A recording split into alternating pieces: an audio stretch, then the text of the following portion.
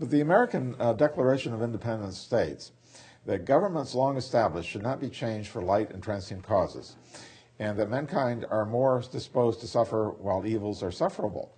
But when a long train of abuses and usurpations, pursuing invariably the same object, evince a design to reduce them under absolute despotism, it is their right, it is their duty to throw off such government.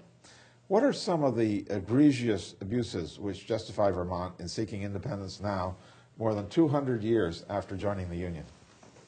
Well, I think it can be put, Terry, into two categories. One has to do with size, and one has to do with the institutionalization of the country.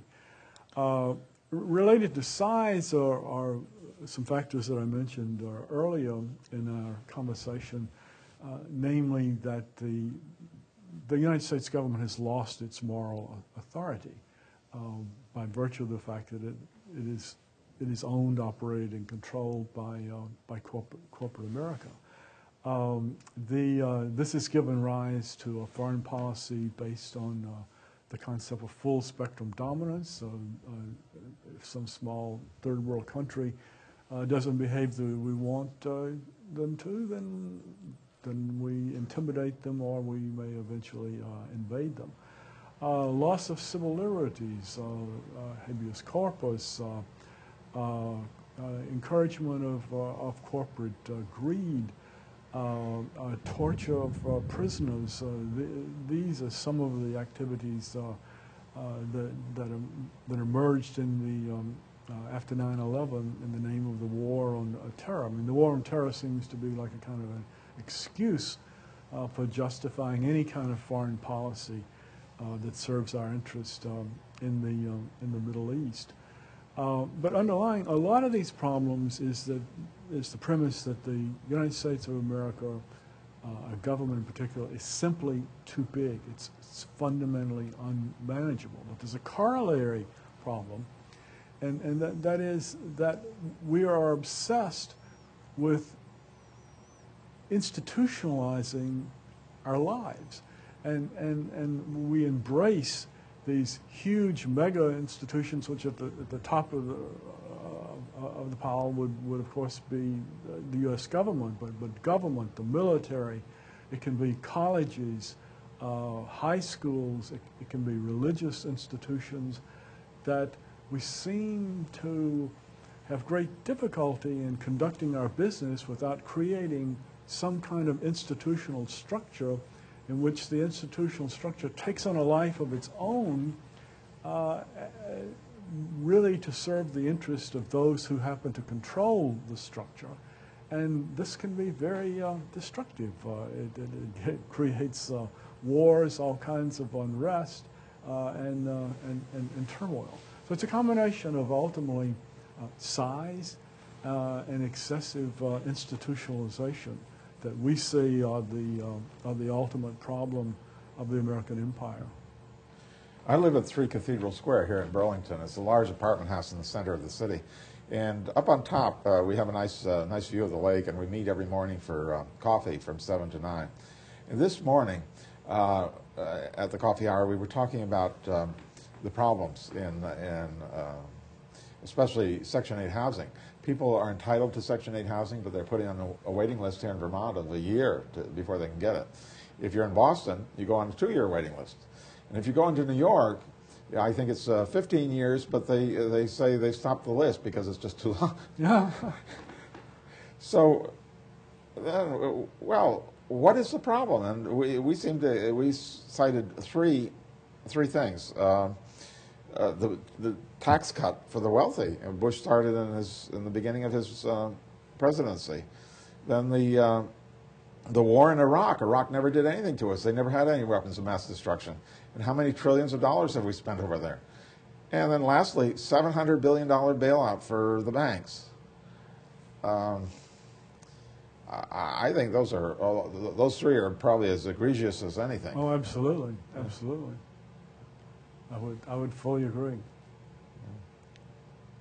At the time of the Middlebury consultation, different alternative political paths were considered, but you decided that secession is the best because better than working within the electoral system because of the corruption, and your organization believes in nonviolence. Right, so, absolutely committed to nonviolence. Yes. Yeah, we just don't see. We think. I mean, being in the position that I'm in is kind of the founder of the Second Vermont Republic. I get a lot of funny phone calls and cards and letters proposing all kinds of constitutional fixes, and if we would engage in this kind of reform.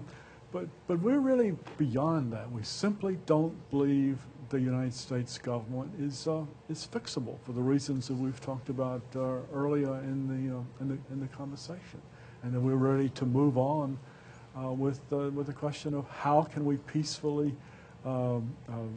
depart from the Union, and the corollary objective is really the peaceful dissolution of the American empire itself. I mean, the underlying premise of our movement is that the United States of America desperately needs a new metaphor, an alternative to the metaphor of bigger, faster, more high-tech makes better, an alternative to the metaphor that says he or she who dies with the largest number of toys wins the game, and the metaphor of might makes right.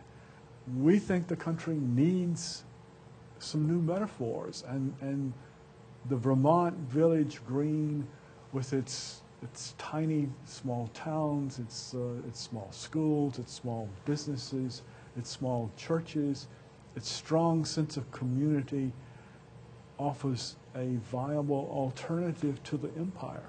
And that's what we're about, is trying to get that message out to Vermonters, to the rest of the country, and the rest of the world.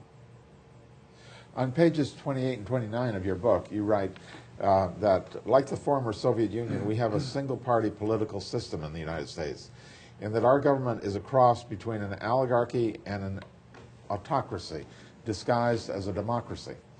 On page 103 of your book, you write that real democracy might someday replace pseudo-democracy. Do you believe that we have only pseudo-democracy in the United States? And if so, what would be necessary to turn it into a real democracy? How would the democracy in an independent Vermont be different from what we have now in the United States? Well, again, I think it goes back to size. I'm not even sure we've got a pseudo-democracy in the United States. It's simply, I think almost impossible to have any kind of realistic democracy for 305, 310 million people, where each representative in the Congress is representing what, 600,000 or 700,000 people in a typical state. That this is it's so totally unresponsive to the needs of individual citizens. So in contrast to Vermont, we've got our small town meetings of 250 different towns. But I mean, the last time I checked, the governor, the lieutenant governor have unlisted telephone numbers that anybody can call up the governor or the lieutenant governor of the state, not to mention your legislators. And if you've got some beef, there's a reasonably good chance someone is going to hear it. Doesn't mean you'll carry the day, but that the size, the small scale of Vermont gives us a huge comparative advantage by comparison to the country as a whole, because we're so tiny. And that's an integral part of what makes Vermont work, and works pretty well. I have often described America as a plutocratic oligarchy. Would you accept this description as meeting your criteria of falling between an oligarchy and an autocracy? Why don't you define that term first? Well, plutocracy means ruled by the rich, and oligarchy is a small group. So it's a pretty good description, I would say. That's where we are, I think. Yeah. That's just another way of saying the same thing. Yeah. That's a great description.